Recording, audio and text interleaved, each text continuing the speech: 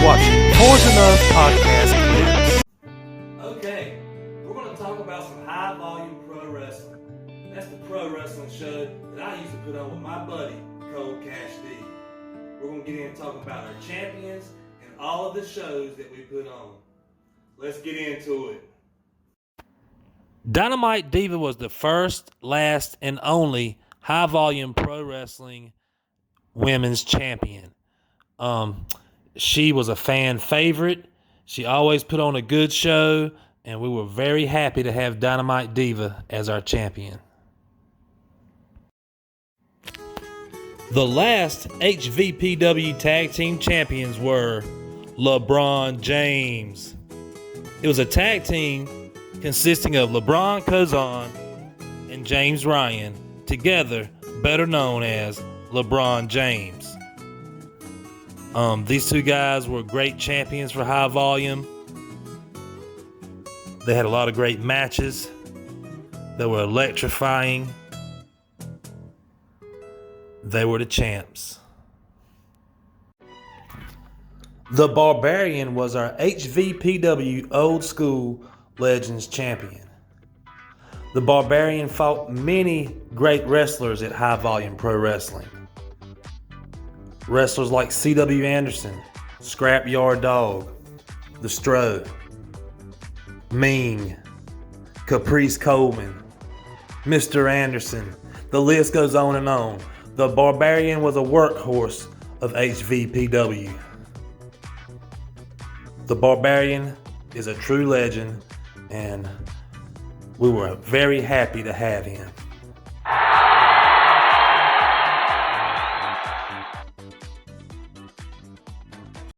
Alright, our final HVPW heavyweight champion was the one and only C.W. Anderson. C.W.'s famous for being in ECW, the Extreme Championship Wrestling. He's going by the Anderson name. He wrestles like an Anderson. He's a very good professional wrestler. Our first heavyweight champion was Zane Dawson, and our second was his twin brother, Dave Dawson. People CW wrestled at High Volume Pro Wrestling. He wrestled people like Zane and Dave Dawson, the Rock and Roll Express, the Barbarian, Adam Page, Steve Corino, Sean Cruz. The list went on and on. CW wrestled everybody because he always put on a good show. Alright, the poster on the bottom left that says Christian York at top, that was the very first ever wrestling match that we put on. At that time, when we started out, we were called High Velocity Pro Wrestling, not High Volume. Christian York is a somewhat famous professional wrestler.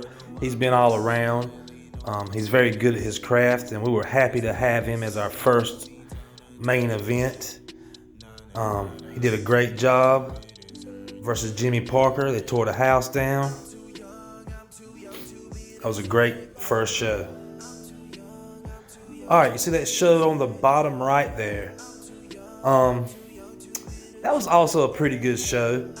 But what I remember most about this show was hardly anybody showed up. That was the least amount of people we had at any of our shows. I mean, it was maybe 20. And the reason for the bad turnout is I did bad promotion. We had a few shows. Everything had been working. People had been coming. We've been putting out signs, passing out flyers, Facebook. And for this show, all I did was put a little ad in the paper, did my Facebook stuff, and, well, nobody showed up. So I learned my lesson on that one. Alright, up there in the top left, a July 12th mega show. And man, that was a good show. We had Lodi, we had Jimmy the Boogie Woogie Man, Valiant, C.W. Anderson, Robert Gibson of the Rock and Roll Express, and Adam Page, who is now at AEW. And we really knew Adam was going to go places in this business. Up there at the top right, what I remember most about this show, Ricky Morton versus Zane Dawson, was Ricky Morton didn't show up. I mean, he did call out a few weeks before, so we had to find a replacement, and we got Lodi. And man, they had a great match. And the crazy thing about that match, the ring ropes broke. The middle ropes. It was crazy. But being the professional that Zane and Lodi were, they still worked right through it. Had a great match. Luckily, theirs was the main event, so after the ropes broke, we were done. Okay, here are 3 posters for 3 shows that we did. The one on the bottom right was actually just a very small, like a promotional show that we did for fun. We did it in front of Manning Buildings, right out there by the road, actually. I mean, people riding by could see the wrestling matches going on. Everyone would stop and just look, and everybody was confused. That was a funny time. The one on the bottom left there, that was one of our anniversary shows. That was a big show. We had a lot of good people on the card. As you see, Ivan Koloff, Caprice Coleman, C.W. Anderson, The Barbarian, Demolition Axe, Dynamite Diva, Cold Cash D. That was a great show. The show up there at the top, the poster at the top, what stands out about that is Ivan Koloff in the middle. But that was our second show ever. And we really wanted to book Ivan for this show, and we could not find out how to get up with Ivan. We couldn't find him on Facebook.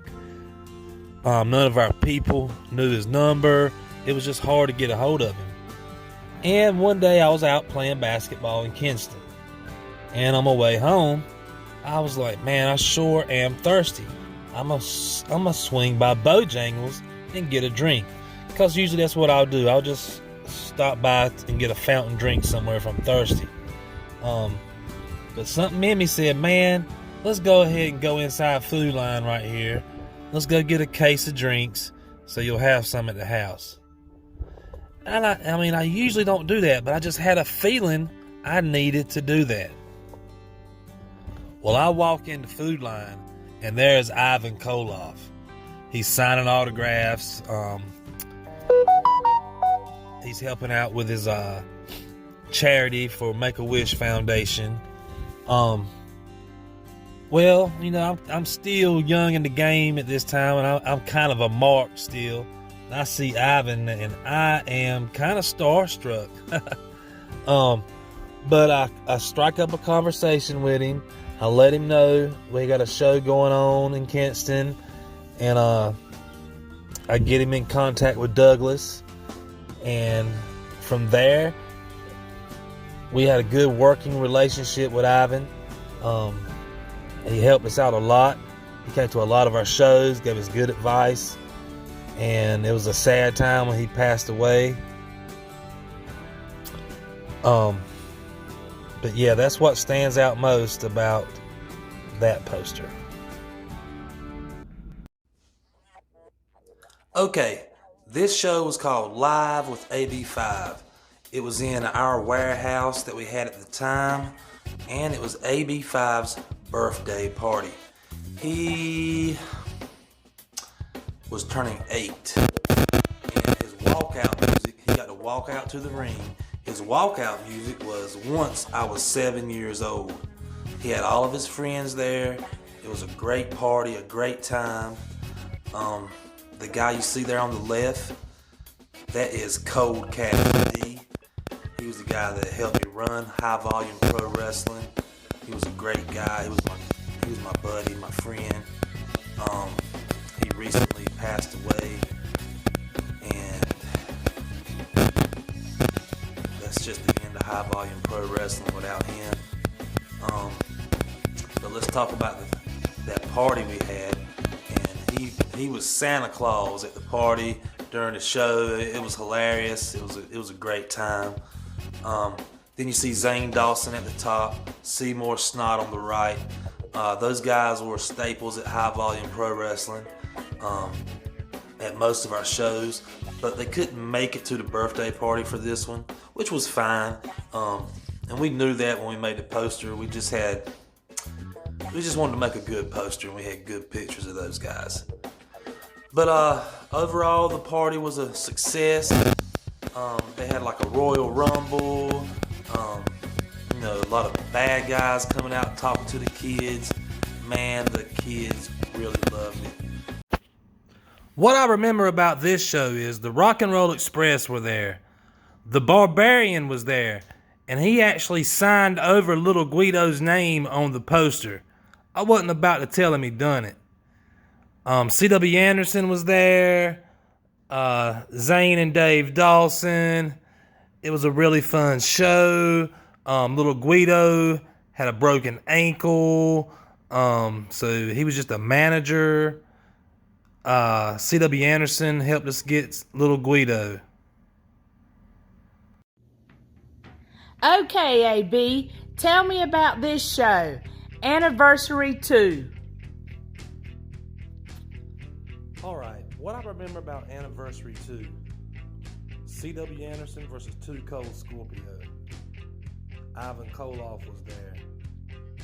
Dynamite Diva was getting into some mixed tag action. I remember C.W. Anderson actually got hurt in his match. Too Cold Scorpio came off the top rope and landed on his head and knocked him out. What do you remember about this show? Thanks for asking, Tracy. What I remember about this show is Steve Corino was being inducted into the Hall of Fame. However, he couldn't make it that night, so C.W. Anderson accepted the award for him. I also remember it was the first night we ever had Mr. Anderson, as he teamed with Seymour Snot and Caprice Coleman to take on Team Sexy and the Barbarian.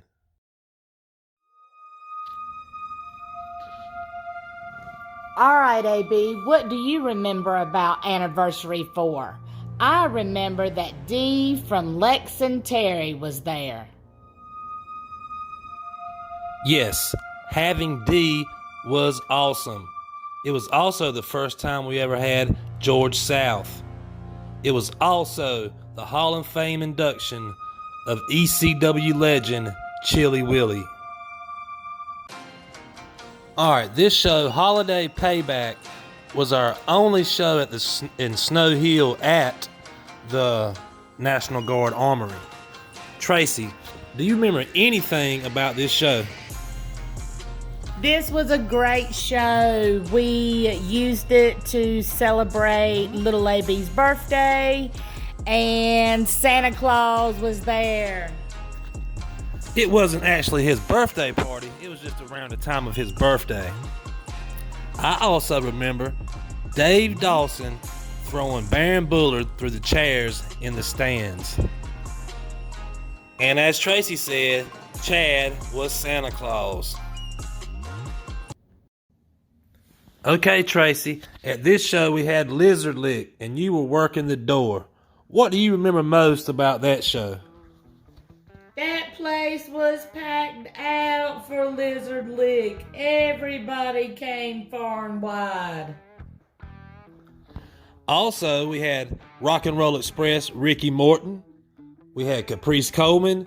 Steve Corino took on C.W. Anderson. As well as twin brothers Zane and Dave Dawson going one-on-one for the HVPW title. Okay, what I remember most about this show. Dave Dawson was still the champion. We actually had some guests coming that weren't wrestlers. Majesty Rose came to the show as she sang the national anthem. The guy from Big Brother was supposed to come. His name was Donnie Thompson. He was their favorite player on Big Brother. He had some kind of knee injury and couldn't show. We had the faces of Fear, Barbarian, and Mean. And let me tell you a story about Mean.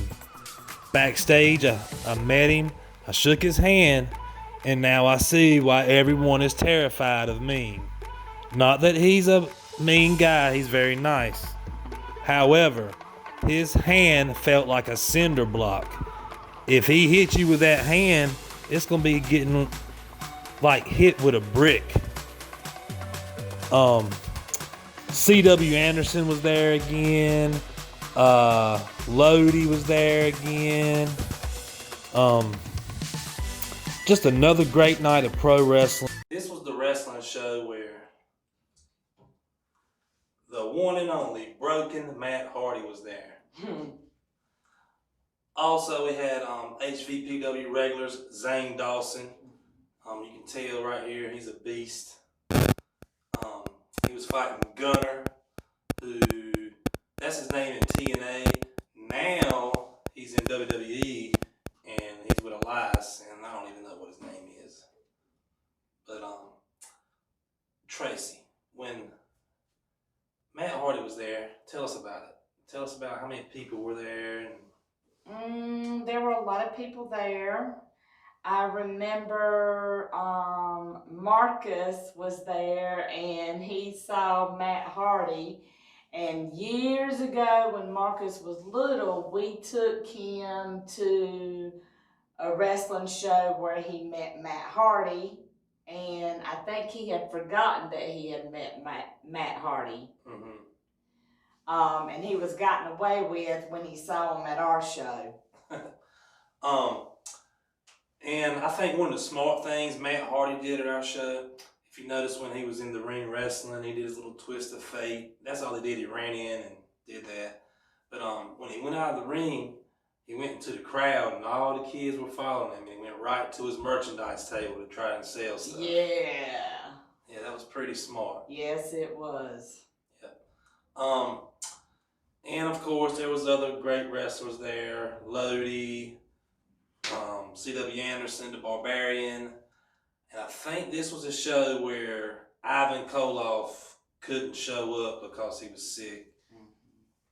And then Lodi made the announcement he wasn't coming. But that was a very memorable night. Yes. I would say, maybe 400 people, Probably. At least 300. Definitely. Yeah, a lot of people in that little gym. Yeah. I wonder what the fire code was or whatever, probably 150. Yeah. What I remember about this show is the Rock and Roll Express were there again. We also had Dave Dawson. We also had John Schuyler. We also had Caprice Coleman. And this was the first time we were going to have Cedric Alexander. However, some good news for Cedric, not so good news for us, was that he just signed with WWE. So we missed out on having Cedric at the show. Other than that, the show was awesome. It was great. I was a big fan of the Rock and Roll Express as a child.